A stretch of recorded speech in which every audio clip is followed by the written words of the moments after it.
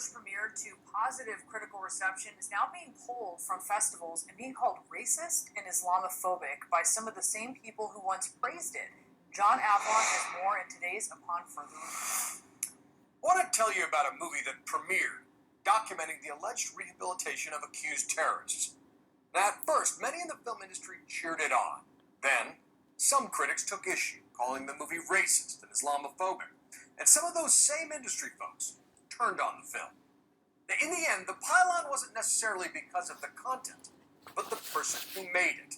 Specifically, her race, her cultural identity, and her religious affiliation. And now, with the documentary in limbo, without distribution, there's a reassessment that's questioning this negative narrative, bringing the film initially known as Jihad Rehab, now called the UnRedacted, back into the conversation, if not into theaters. Yeah, it's all upon further review. Now, the debate raises some big questions. Who gets to tell another person's story? Do they have to share the same identity? And what's the line between legitimate criticism and trying to cancel a film because it causes some people offense? All right, let's take a step back. The UnRedacted is the product of interviews over 3 years with 4 Yemeni men at a reverse radicalization program in Saudi Arabia. All had previously been imprisoned in Guantanamo Bay as accused terrorists, but never charged or brought to trial. The director, a former California firefighter named Meg Smaker, set out to understand the individuals who'd been so often reduced to stereotypes, tracking their progress, their regrets, and their frustrations. I watched it and found it revealing because it dares to humanize people who, by their own admission, at least briefly fell under the sway of terrorist groups. Here's a clip. You ever think about people that were killed by the bombs? I stopped thinking about it, but I was thinking about it when I was in Guantanamo. It was the first time I watched the video of the plane hitting the building. But when you see the people jumping from the building, it's not victory. We did horrible mistakes against the world, against our family, against ourselves.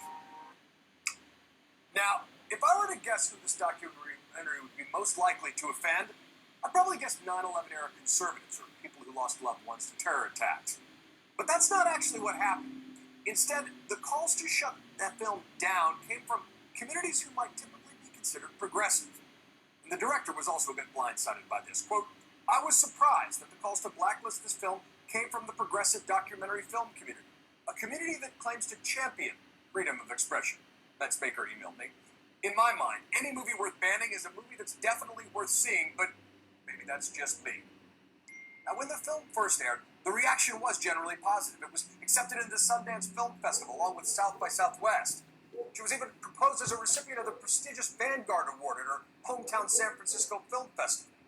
Big-time documentary producer and heiress Abigail Disney executive produced the film initially, pronouncing it freaking brilliant.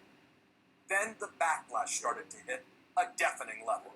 It came primarily from several Muslim filmmakers, as well as a controversial British-based advocacy group of ex-Guantanamo inmates known as CAGE. The film was accused of a variety of sins, characterized by the LA Times television critic Lorraine Ali, who also happens to be Muslim and defended the movie, as being, quote, not so much the text of the film, as the fact it was made by a white non-Muslim filmmaker. In an open letter, CAGE pronounced it not just problematic, but wrong-minded, with a violently Islamophobic narrative imposed on its subjects, as well as displaying a reductive understanding of the concept of jihad. The group requested that the filmmaker immediately withdraw the film from being shown any further. Well, the pressure campaign worked. The Sundance Film Festival took the extraordinary step of publicly apologizing for showing the film, which led it to be sidestepped by South by Southwest and the San Francisco festivals, despite initial invitations. And then Abigail Disney backed down, issuing an extensive statement that apologized for the film landing like a truckload of hate while trying to, quote, earnestly own the damage I had a hand in. And with that, no distributor would touch it. When the film was accepted at a New Zealand Film Festival, the response from one parent was revealing, though. Quote, oh, wild. Controversial Sundance doc Jihad Rehab comes out of hiding. Why would anyone program this film after Sundance? File under, we warned you. Okay, so let's unpack all this criticism and see what, if any, of these allegations stick.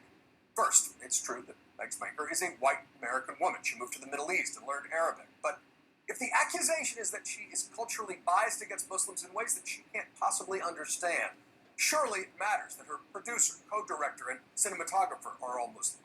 Surely it matters that she changed the name of her film from Jihad Rehab to The UnRedacted in response to some of the concerns she heard, and highlighted the fact that the men were never officially charged with crime. And for what it's worth, some of the film's most prominent defenders are also Muslim, including LA Times critics Lorraine Ali and a former LA imam named Jihad Turk, who described the movie as introspective and intelligent. And another accusation is that the men didn't give permission for their stories to be told. Well, signed documents attested to by the film's lawyers suggest otherwise.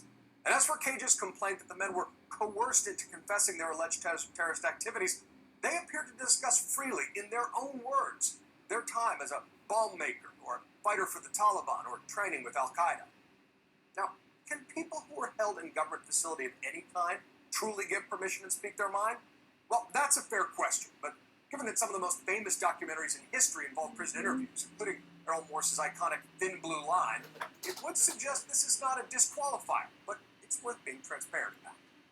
The fact that the rehabilitation facility was backed by the Saudi government gives rise to another criticism, that the film amounts to Saudi propaganda. But anyone who's actually seen the film can attest to its unflinching look at the expanded definition of terrorism under MBS, as well as the personal drift that occurs when the men are denied permission to work or leave Saudi Arabia. Look, when you put any work into the world, inevitably there will be some criticism. That goes with the territory, as Ms. Smaker knows. Ideally, you hope it will spur conversation, debate informed by the work itself. But because of the controversy, it's difficult to see the film for yourself and make up your own mind. And that creates a catch-22. Because legitimate criticism depends on watching the actual content as opposed to reacting to accusations. Accusations of Islamophobia and racism may be sincere, but they also tend to shut down rather than encourage conversation. And then there's the more benign distancing, which declares the film as problematic, an accusation through innuendo. The criticisms, amplified via social media, are loud enough that pushing back can be calculated to be a personal hassle or professionally unwise. It's easier just to stay silent. But in recent weeks, stories in the New York Times by Michael Powell and Reason by Robbie Suave have brought attention to the attempts to sideline this doc. It'll hopefully spur distribution of the film in defense of this idea that we share more than divides us as human beings. And as a result, we can try to tell each other stories, to make the particular a bit more universal, to create understanding, if not always agreement. As the Los Angeles imam Jihad Turk said, "My hope is that there is a courageous outlet that is not intimidated by activists and their too narrow views." That is to be seen upon further review.